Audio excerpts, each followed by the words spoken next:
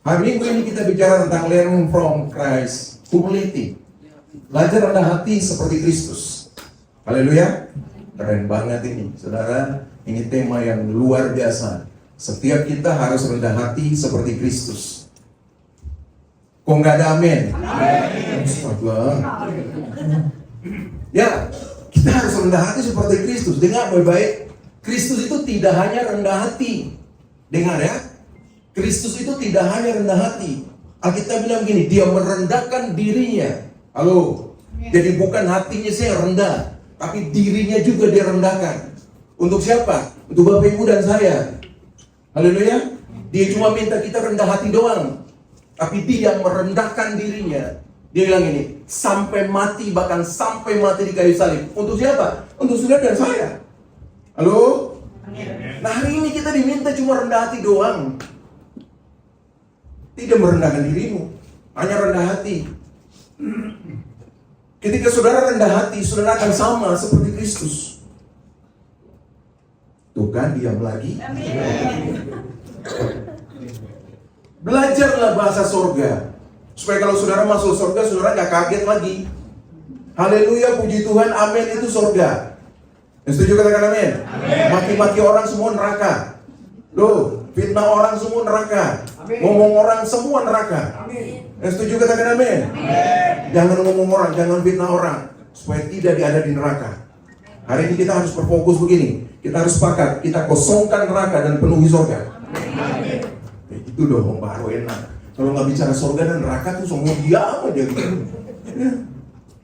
Kayak harus ditakut-takuti. Iyalah, kita nggak perlu takut karena kita sudah diselamatkan oleh Kristus. Setuju katakan amin? Bilang kiri kanan bilang gini, kamu sudah diselamatkan, nggak perlu takut. Kamu sudah selamat, nggak perlu takut. Haleluya, haleluya. Iya dong. Dia mati satu kali untuk selamanya dan itu sempurna bagi kita di kayu salib. Amin. Betul ya? Dengar, dia sudah tebus dosamu, bukan saja masa lalu, bukan saat ini, tapi yang hari akan datang pun dia tebus dosamu. Yang setuju katakan amin. Tapi jangan kamu mempermainkan dia. Dengar baik, jangan kamu mempermainkan dia. Saudara berpikir bahwa saudara dosa sudah ditebus, terus bikin dosa terus. Kacau kamu. Oh. Amin. Nah, harus rendah hati seperti Kristus rendah hati. Nah, hari ini kita belajar itu ya. Kita belajar. Nah, ini Filipi pasal 2 ayat 5 sampai 8. Firman Tuhan katakan begini, hendaklah kamu dalam hidupmu bersama menaruh pikiran dan perasaan yang terdapat juga dalam Kristus Yesus, yang walaupun dalam rupa Allah tidak menganggap kesetaraan dengan Allah itu milik sebagai milik yang harus dipertahankan. Dengar baik, melainkan telah mengosongkan dirinya sendiri. Nah, dia mengosongkan dirinya sendiri. Jadi kealahannya ditinggalkan. Halo, dia kosongkan dirinya, mengambil rupa seorang hamba. Dengar, dia mengambil rupa seorang hamba seperti ciptaannya. Yang mencipta sama seperti yang diciptakan, dia ambil itu. Dan menjadi sama dengan manusia. Dan dalam keadaan sebagai manusia, ini yang saya bilang tadi, ia merendahkan apa? Dirinya. Tidak hanya merendahkan hati, tapi dia gini, merendahkan dirinya. Tidak sampai di situ. Dan taat sampai mati. Bahkan sampai mati di mana? Di kayu salib. Semuanya bagi siapa? Bagi kita. Haleluya. Semuanya bagi kita. Jadi kalau hari ini saudara lihat begini, kehidupanmu itu harus ditaruh di atas dasar Kristus yang mati di kayu salib. Amin. Itu kehidupanmu harus taruh di atas dasar Kristus yang mati di kayu salib. Jadi yang hari ini orang lihat dari hidupmu, Yesus. Bukan hidupmu lagi, tapi Kristus yang orang lihat dari kehidupanmu. Dengar, dia tidak merendahkan hati saja, tapi dia merendahkan dirinya. Bahkan dia akan bilang sampai taat sampai mati. Bahkan sampai mati di kayu salib bagi kita. Dia mau mati, dia bawa diri kita, dia bawa diri dia untuk mati di kayu salib bagi saudara dan saya. Hari ini kita diberikan gini, kamu rendah hatilah, kamu murah hati aja, kamu gak usah sampai mati. Halo? Kamu gak usah sampai mati. Karena kematian itu sudah ditanggung oleh Kristus di kayu salib. Nah, kamu hidup cuma dengan rendah hati saja. Kamu hidup dengan kemurahan hati saja. Sudah itu aja. Yesus mau kita seperti itu. Halo? Amin. Saudara, kalau kita belajar tentang ini, kita akan memahami bagaimana dia bisa mengosongkan diri dia. Kata mengosongkan tuh gini, artinya dia menaruh kealahan dia. Dia lepaskan identitas dia itu. Dia lepaskan itu bagi saudara dan saya. Makanya ketika dia mati di kayu salib, dia semua dosa ditimpakan bagi dia kan? Ketika semua dosa ditimpakan bagi dia, dengar Bapak bilang, kita bilang ini, Bapa meninggalkan dia. Bapa memalingkan mukanya daripada dia. Kenapa sampai saat itu dia ketakutan? Saya yakin gini, Yesus nggak takut mati. Halo? Amin? Yesus nggak takut. Kalau dia takut mati, dia nggak bakalan turun ke dunia. Sudah. Dia nggak bakalan tebus kita. Karena dia tahu begini, ketika dia datang ke dunia, itu pasti mati.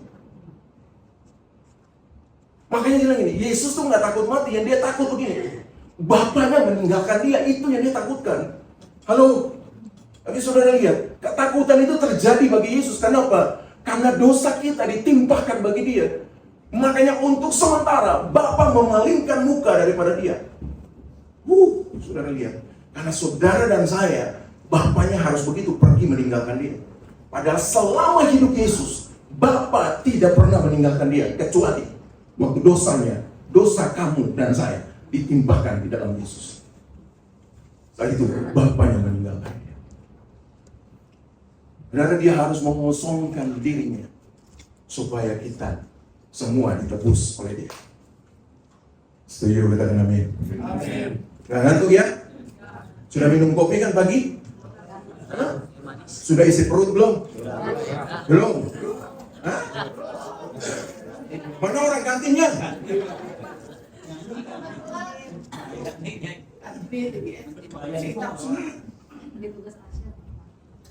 Sudah enggak apa-apa, biar ini bikin jangan ngantuk aja. Ya. Tidak termasuk di khotbah ya. Jangan catat. Ya. Oh kantin, jangan.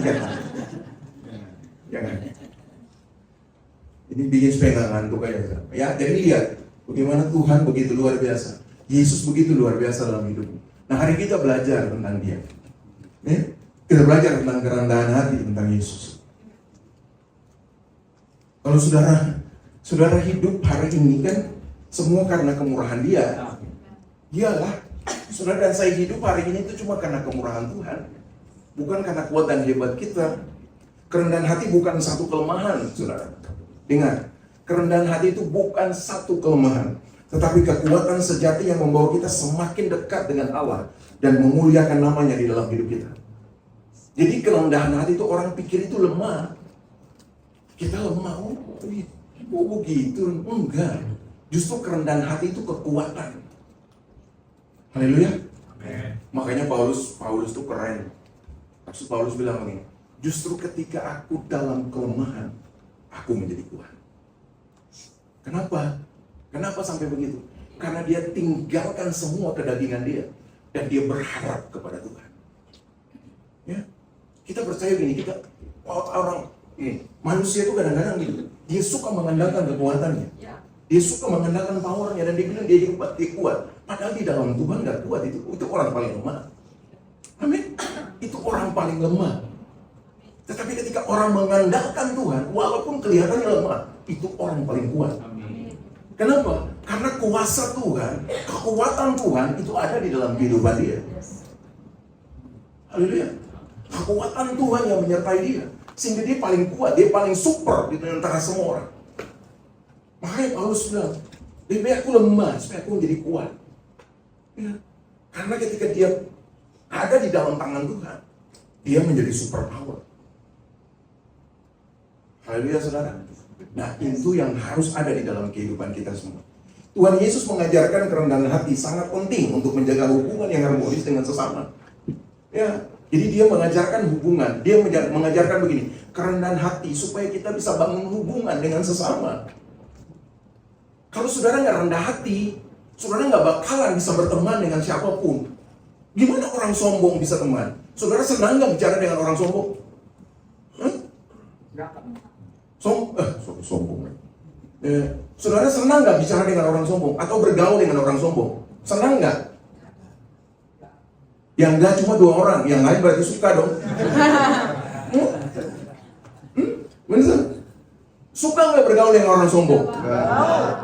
Kenapa sih harus begitu dulu baru gitu ya? Coba lihat, pasti semua orang nggak mau bergaul dengan orang sombong. Amin. Orang mau bergaul tuh dengan orang yang rendah hati. Haleluya. Coba kamu bergaul dengan orang sombong. Lama-lama makan hati, saudara. Makan hati pakai tempe itu enak. Lama-lama makan hati, benar. Lama-lama kita jadi stres. Orang ini sombong banget ya. Ampuh banget ya. Saya pernah tuh dapat gitu. Kita sombongin dapur. Padahal sudah nggak ada apa-apa itu. Ya benar loh. Benar. Kadang-kadang itu pinjam uang orang. Itu udah sombong lagi dengan uang orang gitu. Itu manusia kan kadang-kadang seperti itu kan. Pinjam mobil orang baru sombong dengan mobil orang lagi. Kenapa kita? Gitu. Orang tuh senang bergaul dengan orang yang rendah hati, bukan orang sombong, betul kan? Nah, Yesus mengajarkan kita kerendahan hati supaya kita punya hubungan yang baik dengan sesama. Gitu. Kalau kamu nggak punya kerendahan hati, kamu nggak punya hubungan yang baik dengan sesama. Betul kan, saudara? Kalau saya salah, koreksi ya. Benar berarti ya? Benar berarti. Nah, saudara lihat, kita dipanggil untuk rendah hati seperti Kristus.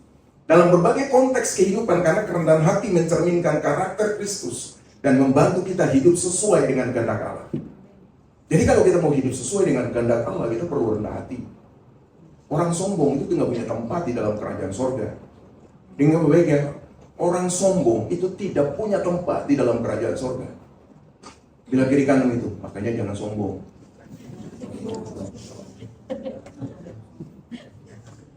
Orang yang sombong itu nggak punya tempat di dalam kerajaan sorga, nggak punya. Orang yang kerendahan hati yang punya tempat di dalam kerajaan sorga. Kenapa? Karena itu kebenaran. Manusia gini, dunia itu melihat gini, kerendahan hati itu kelemahan. Tapi sorga melihat kerendahan hati itu kekuatan. Haleluya. Kalau kamu melakukan kerendahan hati dengan sorga turun untuk bantu kamu, untuk nolong kamu. Tapi kalau kamu sombong dengan sorga angkat tangan dari kamu. Kalau sorga sudah angkat tangan dari kamu, kamu sendiri. Kekuatan kamu kan terbatas, haleluya. Tapi kekuatan sorga itu tidak pernah terbatas. Kekuatan Tuhan itu tidak pernah terbatas. Ya, setuju katakan amin? Ya, kekuatan Tuhan tidak pernah terbatas, tapi kekuatan manusia itu terbatas. Jadi kalau kamu rendah hati, Tuhan turun atas kamu. Tuhan berikan kekuatan bagi kamu dan kamu tahu, ketika Tuhan memberikan kekuatan bagi kamu, itu kekuatan yang tanpa batas. Haleluya. Itu yang harus kita bangun. Nah, kerendahan hati memuliakan Allah dan mencerminkan kasih serta karakter Kristus yang kita imani. Itu karakter loh, karakter Tuhan. Karakter Tuhan salah satunya kerendahan hati. Amin. Karakter Tuhan salah satunya itu kerendahan hati. Jadi kalau kamu melakukan kerendahan hati, ada karakter Tuhan di sana, ada karakter Yesus di sana. Dan kamu tahu, ketika kita tahu apa itu, ketika kita melakukan kerendahan hati, ya pasti Tuhan campur tangan. Gini, karena Yesus itu bekerja sesuai dengan kebenaran. Dengar Bapak itu. Berkali-kali saya ngomongin, Yesus Tuhan itu bekerja sesuai dengan kebenaran. Jadi kalau kamu lakukan kebenaran, dia bekerja di sana. Tapi kalau kamu tidak melakukan kebenaran, dia angkat tangan dari sana. Dia pergi dari kamu. Amin. Ya, dia tidak akan menolong kamu. Tapi kalau kamu bikin kebenaran, sudah ya, kadang-kadang saya bilang ini. Nah usah lagi, ini ekstrim ya ekstrim. Jadi jangan ikut saya, jangan ikut. Ini cuma ngomong aja. Ya. Kadang-kadang kalau kita lakukan kebenaran, tidak usah lagi minta gini. Tuhan tolong aku bikin ini. Enggak. Kamu lakukan kebenaran, Tuhan ada di situ. Karena dia bekerja sesuai dengan kebenarannya. Udah. Amin, saudara. Dia bekerja sesuai dengan kebenarannya. Dia akan nolong kamu di dalam kebenarannya. Kalau di luar kebenaran dia tidak nolong. Kamu bohong-bohong, nggak bakalan dia nolong. Kamu usaha bisnis bilang, oh ini apa? nasi uduk nih 20.000, 25.000, 30.000. Soalnya beli di pasar tuh mahal banget, gini-gini. Padahal nggak begitu. Bohong, Tuhan tidak bekerja di situ. Oh mie ayam nih begini. Oh tinggi banget, oh harganya mahal. Iya karena begini. Nah, bohong kan? Tuhan tidak bekerja di situ. Haleluya. Kalau kamu bohong, Tuhan tak bekerja. Tetapi kamu benar, Tuhan akan bekerja. Haleluya. Amin, saudara. Kerendahan hati dalam hubungan kita dengan Allah berarti menyadari keterbatasan diri kita dan sepenuhnya bergantung padanya, itu kan. Jadi keterbatasan hidup kita taruh dalam tangan Tuhan. Ingat, kita yakin bahwa kerendahan hati, bahwa apa yang kita lakukan dalam kebenaran itu Tuhan tuntun kita, Tuhan sampai kita. Ya, kita tunduk kepada kehendak Allah dan tidak bersandar pada kekuatan kita sendiri. Jadi ketika kita tunduk, ketika kita bikin rendah hati, kita hidup dalam kerendahan hati, itu kita sedang tunduk pada kehendak Allah. Kita melakukan kehendak Allah dalam hidup kita.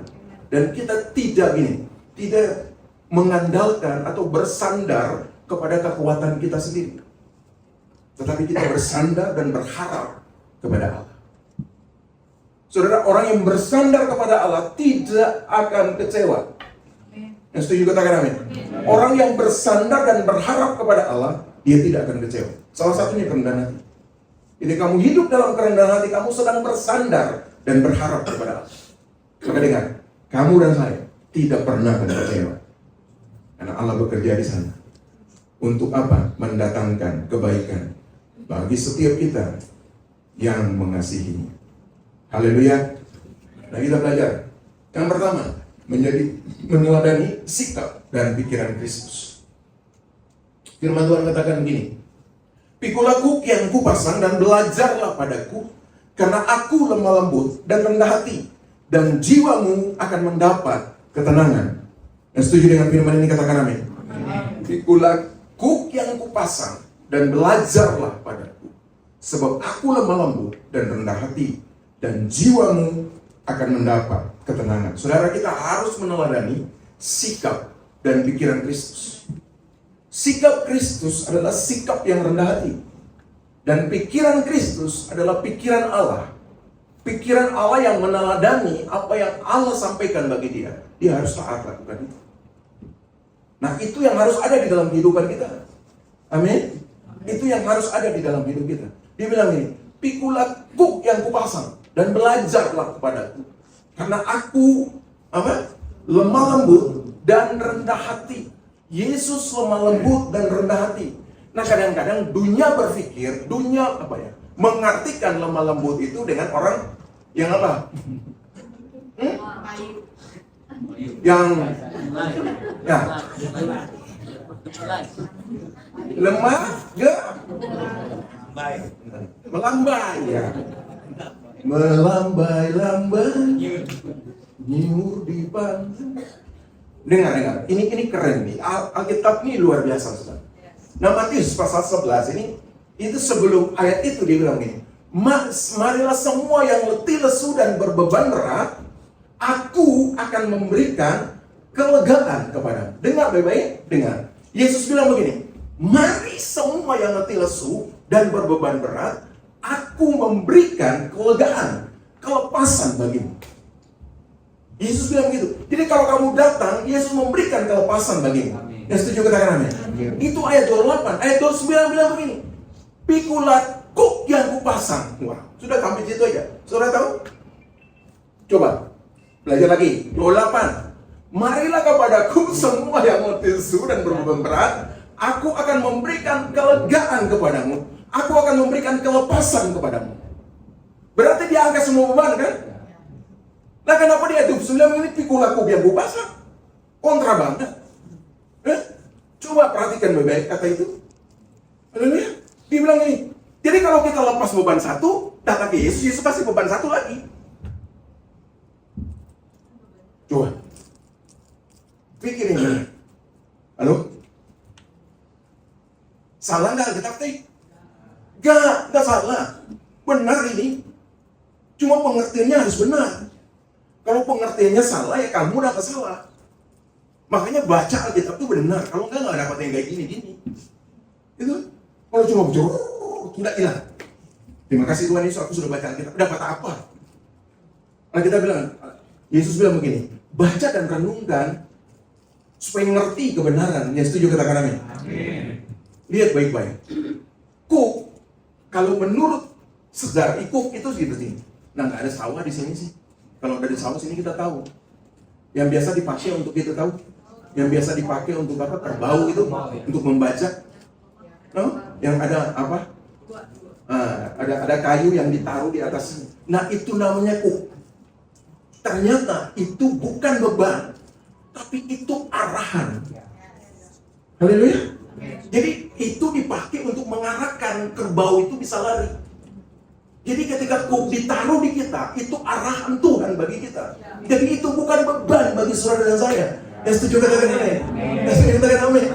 Jadi itu arahan bagi kita dari Tuhan. Itu nasihat dari Tuhan bagi kita. Jadi itu bukan beban bagi kita. Makanya dia bilang tadi kan, pikulah cook yang kupasang dan belajarlah padaku, karena aku lemah lembut dan rendah hati. Kamu harus dengarkan arahan yang lemah lembut, nasihat yang lemah lembut dari Kristus dalam kehidupanmu. Gitu maksudnya. Haleluya. Nah kalau kamu udah tahu gitu, nah kita harus ikutin. Haleluya. Kita harus ikutin itu saudara. Karena dia lemah lembut dan rendah hati, dan jiwamu akan mendapat ketenangan. Jadi tidak hanya dengan rendah hati, tapi jiwa kita mendapat ketenangan. Kalau jiwa dapat ketenangan, tubuhmu pasti sehat. Yang setuju katakan amin. Nih, kalau hatimu nggak benar, makanya bilang ini, hati yang gembira. Obat yang manjur di mana? Di apotek atau di hatimu? Nah kenapa waktu sakit cari di apotek? Udah tahu obat yang manjur di hatimu yang gembira, tapi masih aja cari obat di apotek. Yang setuju katakan amin. Awas lo ya, amin. Pas sakit cari di apotek, suruh dokter. Dokter surga yang bilang hati yang gembira obat manjur. Amin. Hati yang gembira itu obat yang manjur, Alkitab bilang. Lampi berarti kita bisa pakai obat gak? Kalau saya bilang ini, enggak. Kalau saya bilang, enggak, bisa pakai. Ya. Tapi semuanya harus dengan Tuhan, amin. Harus minta petunjuk dari Tuhan. Haleluya. Dokter di atas segala dokter, kita harus minta petunjuknya. Supaya kita sehat, jasmani maupun rohani. Kalau obat yang di apotek itu cuma sehat jasmani doang kan, rohaninya kagak. Ya, kadang-kadang juga kan efek sampingnya kan kita nggak tahu. Haleluya. Tapi kalau hatimu yang gembira, nggak ada efek sampingnya. Sehat pasti. Ya. Loh, nah sekarang balik lagi gini. Amsal bilang, jagalah hatimu dengan segala kewaspadaannya, karena dari situlah terpancar kehidupan terpancar dari mana? Dari hati. Hati yang gembira, obat yang manjur. Kamu nggak pasti sehat di situ. Amin. Orang minum obat setiap hari juga pakai obat yang hebat, tapi kalau hatinya gembira masih sakit terus. Amin. Orang yang sakit parah ketika hatinya gembira, sukacita di dalam Tuhan, masih sehat. Amin. Amin. Iya dong. Karena soal meninggalkan soal Tuhan, bukan soal kita lagi. Bukan soal sehat atau sakit kan?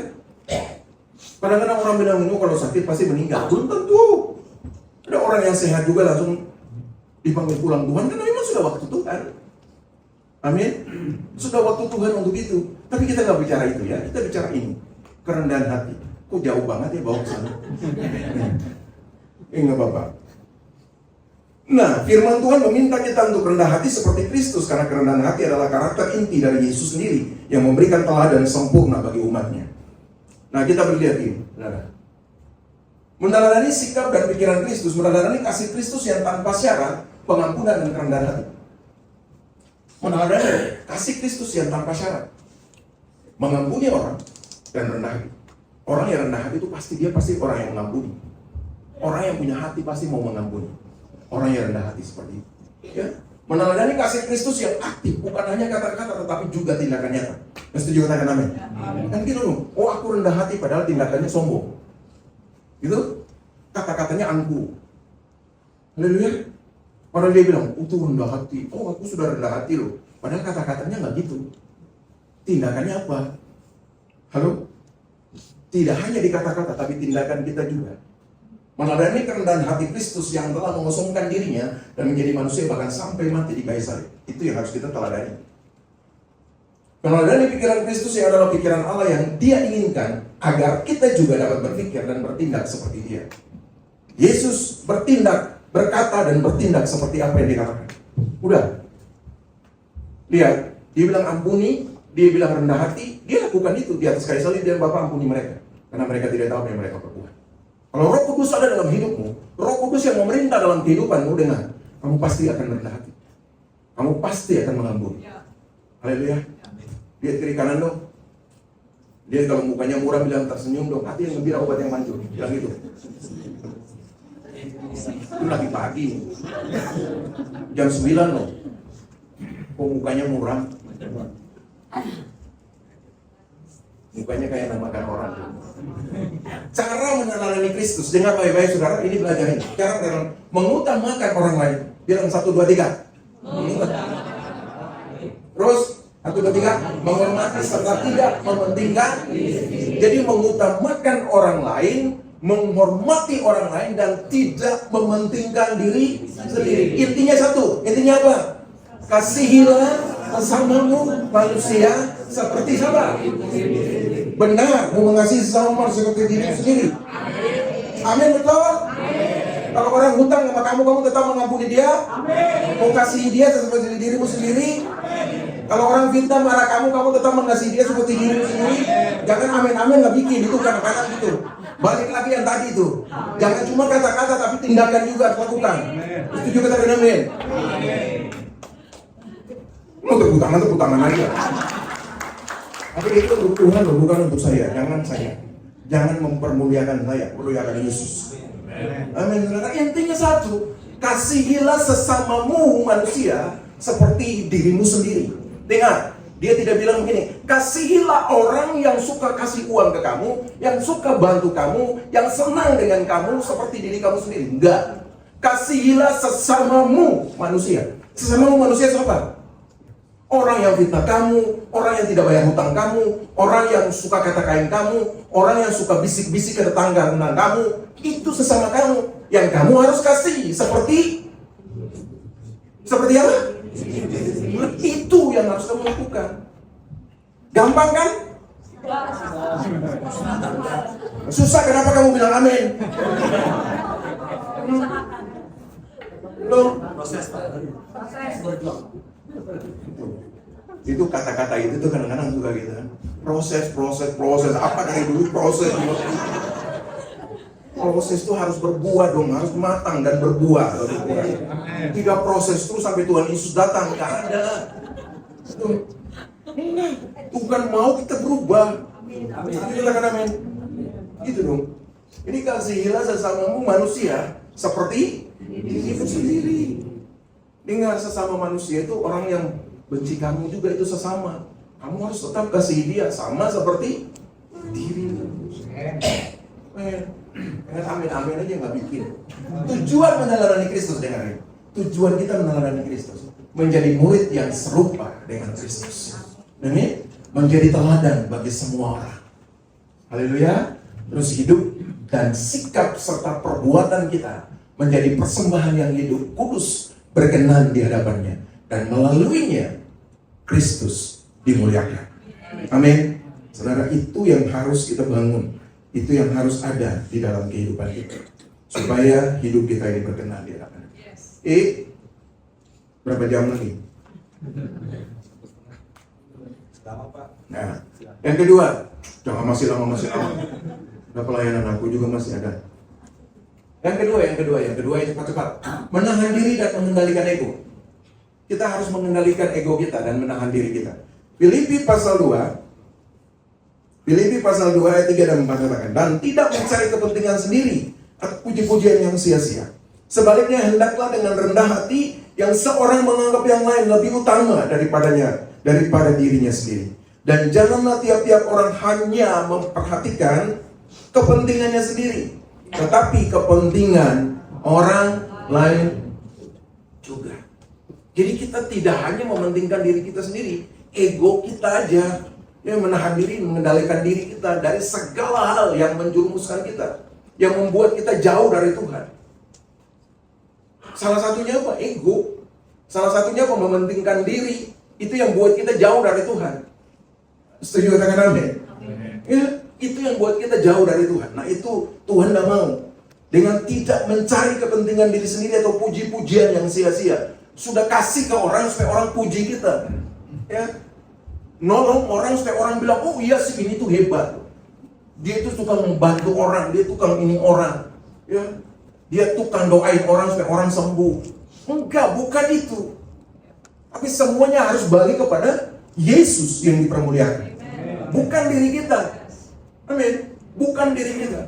Tapi Yesus yang harus nomor satukan. Fokus kita itu semua Yesus. Bukan lagi dirimu. Ya, bukan lagi ego. Belajarlah untuk menahan diri dan mengendalikan ego Anda mulai dari hal-hal kecil. Jadilah pribadi yang memiliki kerendahan hati dalam segala situasi dan kepada semua orang. Gitu. Jadi, jadilah pribadi yang memiliki kerendahan hati dalam segala situasi. Situasi apapun. Ya, orang benci kamu, kayak orang gak senang dengan kamu, orang yang marah-marah kamu harus tetap berbahagia. Amin. Ya, itu dalam segala situasi. Ego yang tidak bisa dikendalikan akan menghancurkan hidup seseorang. Yang setuju katakan amin. Ya, jadi kalau kamu egois, kamu punya ego itu tidak bisa dikendalikan, itu akan menghancurkan hidup kamu. Itu pasti akan menghancurkan kehidupan kita. Makanya harus mengendalikan diri kita dari ego. Haleluya. Dari mementingkan diri sendiri. Karena Tuhan menciptakan kita itu tidak baik kalau kita seorang diri. Ya udah itu aja. Saya punya anak 2, saya nggak sendiri. Jangan berpikir yang dibilang. Saya punya anak 2, saya tidak sendiri. Ya, ada Gerald dan ada Gregory. Berarti kita bertiga. Haleluya. Bersyukur untuk kemurahan hati Tuhan. Jadi maksudnya begini. Jangan sampai kita mementingkan diri kita sendiri dari hal-hal yang memang Tuhan berikan bagi kita untuk jadi berkat bagi orang lain. Tuhan percayakan itu bagi kamu karena Dia tahu kamu mampu untuk berbagi bagi orang lain. Haleluya. Entah itu harta, entah itu uang, entah itu nasihat, entah itu firman Tuhan, entah itu doa. Itu Tuhan taruh itu bagi kamu. Untuk kamu juga bisa berbagi bagi orang lain. Dalam doamu juga jangan egois. Ya, kadang-kadang kan kita tutup segala sesuatu dengan doa. Betul kan? Tapi kadang-kadang di dalam doa pun kita egois. Kita hanya berdoa bagi diri kita sendiri, tanpa berdoa bagi orang-orang di sekitar kita. Halo? Amin. Kalau hari ini ada yang seperti itu, bertobat. Saya juga renungkan itu, ya ternyata saya juga kadang-kadang suka begitu ya. Harus bertobat juga saya. Oh iya dong. Kita harus benar-benar juga pikir seperti itu. Ini tiba-tiba Tuhan kasih, oh iya, benar. Jadi kita harus bertobat. Yang terakhir, menggunakan karunia dan talenta. Nah kita lihat, berdasarkan kasih karunia yang dianugerahkan Roma 12 ayat 3. Berdasarkan kasih karunia yang dianugerahkan kepadaku, aku berkata kepadamu setiap orang di antara kamu, janganlah kamu memikirkan hal-hal yang lebih tinggi daripada patut kamu pikirkan. Tetapi hendaklah kamu berpikir begitu rupa sehingga kamu menguasai diri menurut ukuran iman yang dikaruniakan Allah kepada kamu. Nah lihat, kerendahan hati kerendahan hati itu mencegah kita dari kesombongan dalam menggunakan karunia dan talenta kita. Ya, sebaliknya kita memakai segala sesuatu untuk melayani Tuhan dan sesama dengan hati yang tulus atau dengan rendah hati. Yang setuju katakan amin. Ya, kadang-kadang orang punya karunia itu sombong banget loh. Dulu saya punya karunia, dulu waktu saya pakai karunia saya itu sombongnya minta ampun. Itu jalan itu nggak lihat di tanah lagi, kayak layang itu aja, kayak terbang gitu. Itu orang-orang tuh disikut kiri kanannya, benar nih. Saya ngomong di atas mimbar ini saudara, sombongnya minta ampun. Betul. Oh karunia yang saya pakai itu benar-benar terjadi, benar-benar itu jadi saya. Nah orang yang punya karunia hati-hati, jangan sombong, jadi anak. Haleluya. Karena itu semua datang dari Tuhan. Tuhan kasih itu ke kamu supaya kamu pakai untuk memuliakan Dia, bukan untuk menyombongkan dirimu. Tujuannya bukan untuk menyombongkan dirimu, tapi untuk memuliakan Dia lewat setiap pelayanan. Amen. Kerendahan hati harus menjadi karakter kita dalam segala hal. Sikap, perkataan, perbuatan, dan pikiran kita. Ini berarti kita hidup tidak untuk menyombongkan diri, tetapi untuk memuliakan Allah. Jadi kerendahan hati itu harus jadi karakter di dalam kehidupan kita. Makanya salah satu karakter Yesus adalah kerendahan hati. Nah, itu pun harus ada di dalam kehidupan kita. Jadi kita punya karakter kerendahan hati. Kerendahan hati lahir ketika kita menyadari bahwa segala talenta dan karunia kita berasal dari Allah. Dan kita tidak memiliki apa-apa tanpa Dia. Ujungnya kita harus lihat kayak gitu. Ya? Finalnya kita harus lihat kayak gitu. Bahwa segala karunia, segala talenta yang Tuhan percayakan bagi saya, tanpa Allah, tidak mungkin. Tanpa Yesus, tidak ada. Ya? Semuanya diberikan bagi kita, supaya kita pakai untuk menolong orang lain, dan yang paling utama, memuliakan nama-Nya. Berikan tepuk tangan bagi Tuhan Yesus. Memuji permusuh ya, untuk ke depan. Jadi hari ini kita belajar kerendahan hati. Apa yang kita dapat dari Tuhan hari ini, biarlah itu menjadi pedoman, menjadi catatan, menjadi evaluasi di dalam hidupmu, supaya kamu dan saya bisa bertahan, bisa berjalan, bisa memiliki karakter Kristus, yaitu kerendahan hati di dalam kehidupan kita. Mari Bapak Ibu, kita mulai belajar untuk hidup dalam kerendahan hati seperti Kristus hidup. Ya, seperti Kristus memberikan teladan bagi kita, memberikan teladan kerendahan hati di dalam kehidupan kita. Ingat, kerendahan hati itu punya hubungan dengan pengampunan. Dia punya hubungan juga dengan kedamaian, dengan damai. Dia punya hubungan juga dengan murah hati. Ya, jadi semua itu tergantung dari mana? Rendah hati. Kalau kamu rendah hati, kamu bisa murah hati. Kalau kamu rendah hati, kamu bisa mengampuni. Haleluya. Kalau kamu murah hati, rendah hati, kamu bisa memuliakan Tuhan. Haleluya.